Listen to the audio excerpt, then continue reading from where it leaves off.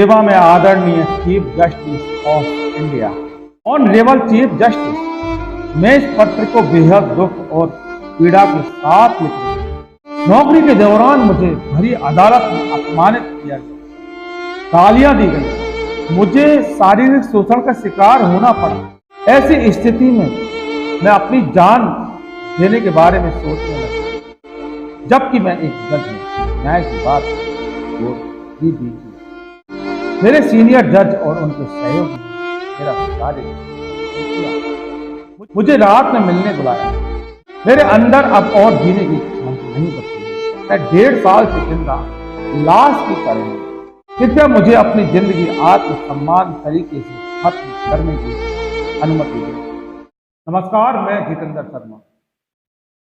आज देश की न्यायपालिका में एक बहुत बड़ा भूचाल सा आ गया। और बात सीधी बात करें तो फिर एक महिला जज के साथ, 31 साल की युवा जज के साथ उन्हीं के सीनियर जज ने शारीरिक शोषण किया, उनके अधीनस्थ ने शोषण किया। और जब पूरे मामले की शिकायत जब की और शिकायत पर कोई कार्रवाई नहीं हुई, और महज 8 सेकंड में शिकायत पर सुनवाई के बाद शिकायत को बंद करके पटक दिया। उसके बाद उस महिला जज ने इज्जत से जीने की नहीं, इज्जत से मरने की अनुमति मांगी। मिलॉर्ड, देश के सबसे बड़े मिलॉर्ड यानी कि DY चंद्रचूड़, चीफ जस्टिस, एक चिट्ठी लिखी बाकायदा। और वो चिट्ठी क्या लिखी, हम आपको एक एक शब्द बताएंगे, एक एक शब्द यहाँ बोलकर भी बताएंगे और यहाँ लिखित में भी आपको बताएंगे आपको उस जज की चिट्ठी के अंदर कैसे कैसे शब्दों का उपयोग किया गया। सिर्फ इंसाफ की गुहार लगाने के लिए नहीं, सिर्फ आत्मसम्मान से मरने की अनुमति मांगने की गुहार लगाई। आज देश की न्यायपालिका ऊपर सवाल खड़े नहीं किया जा सकता, लेकिन फिर भी कुछ तो है कि सवाल फिर भी खड़े होते हैं। देखिए जरा ये चिट्ठी क्या है। सेवा में आदरणीय chief justice of India, chief justice of India से इच्छा मृत्यु के निवेदन और देश की सभी वर्ग की महिलाओं के लिए खुला पत्र। ऑनरेबल चीफ जस्टिस, मैं इस पत्र को बेहद दुख और पीड़ा के साथ लिख रहा हूं। इसे लिखने का और कोई मकसद नहीं है। मैं सिर्फ अपने गार्जियन यानी चीफ जस्टिस ऑफ इंडिया से अपनी कहानी बयां करके अपनी इच्छा मृत्यु के लिए प्रार्थना करना चाहती हूं। मैंने न्यायिक सेवा बेहद उत्साह और विश्वास के साथ ज्वाइन की थी। मेरा लक्ष्य लोगों को न्याय देना था। मुझे नहीं पता कि मैं किसकी बर्बादी न्याय मांगने जाऊंगी या मुझे भिखारी जैसा व्यवहार किया जाएगा। नौकरी के दौरान मुझे भरी अदालत में अपमानित किया गया, गालियां दी गई, मुझे शारीरिक शोषण का शिकार होना पड़ा। मेरे साथ ऐसा व्यवहार किया गया जैसे मैं कोई बूढ़ा हूं।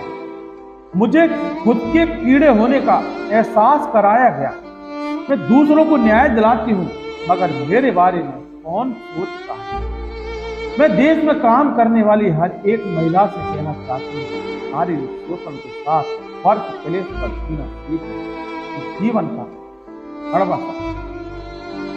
पोस्ट एक्ट यानी कि कार्यस्थल पर महिलाओं के यौन शोषण से जुड़ा कानून भी हवा है।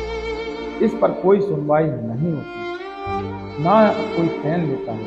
अगर आप शिकायत करेंगे तो आप टॉर्चर किया जाएगा। जब मैं यह कह रही हूं कि कोई सुन नहीं रहा, तो मैं इस लिस्ट में सुप्रीम कोर्ट का नाम नहीं। इस पूरे मामले की शिकायत करने, न्याय मांगने के बाद मुझे सुनवाई के लिए महज 8 सेकंड नहीं।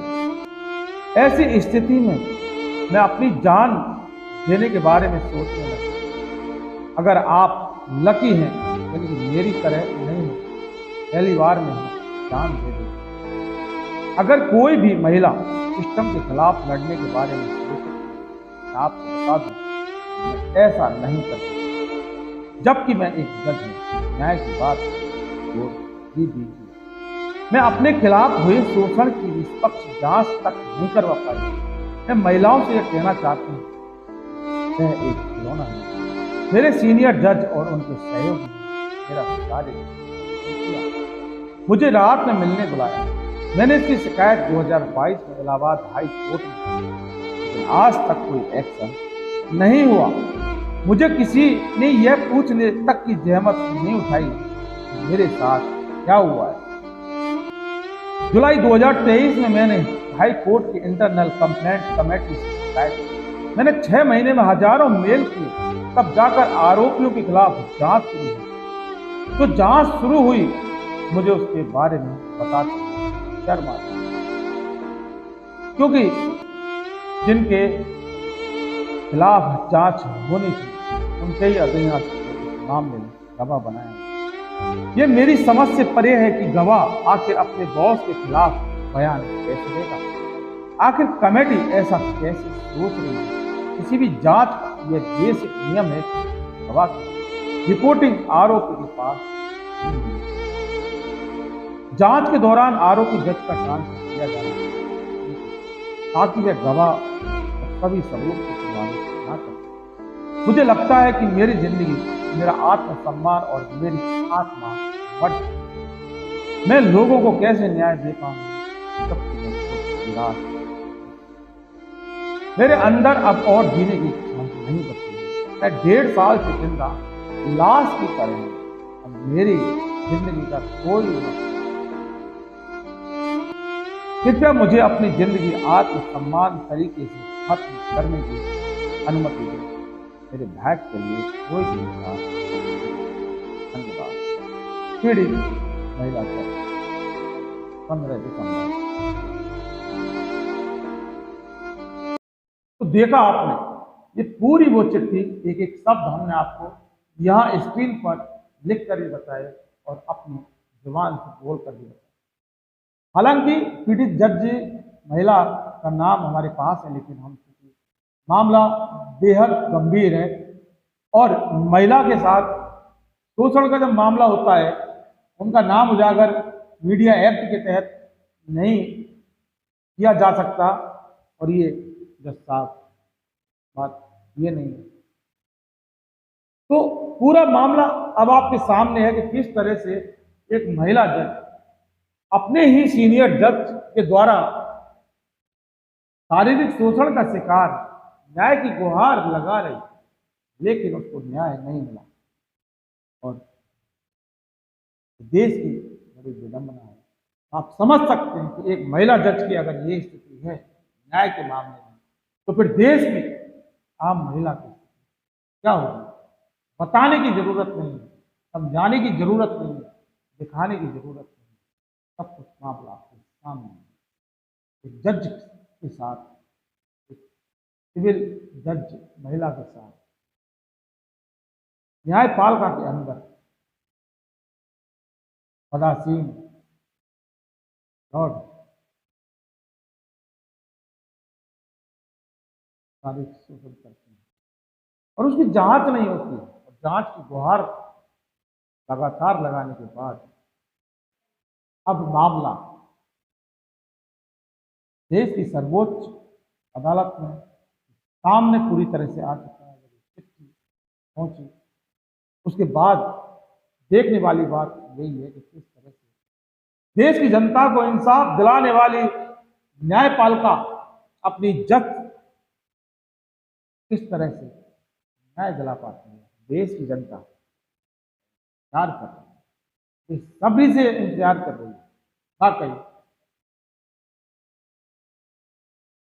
जनता को पता भी होना चाहिए और जनता के सामने आना भी चाहिए कि देखिए हमारे देश में न्यायपालिका वाकई संवैधानिक वो न्यायपालिका है जहाँ वाकई सबके साथ इंसाफ होता है, सबके साथ न्याय होता है। और उसी कड़ी में, उसी कानून के द्वारा महिला जज के साथ इंसाफ होना वाकई बेहद जरूरी है। दोस्तों फिलहाल के लिए बस इतना ही। आपने अगर हमारा इन्वेस्टिगेशन वीडियो चैनल सब्सक्राइब कर लीजिए, आइकन जैसे वाले वीडियो को फिलहाल के लिए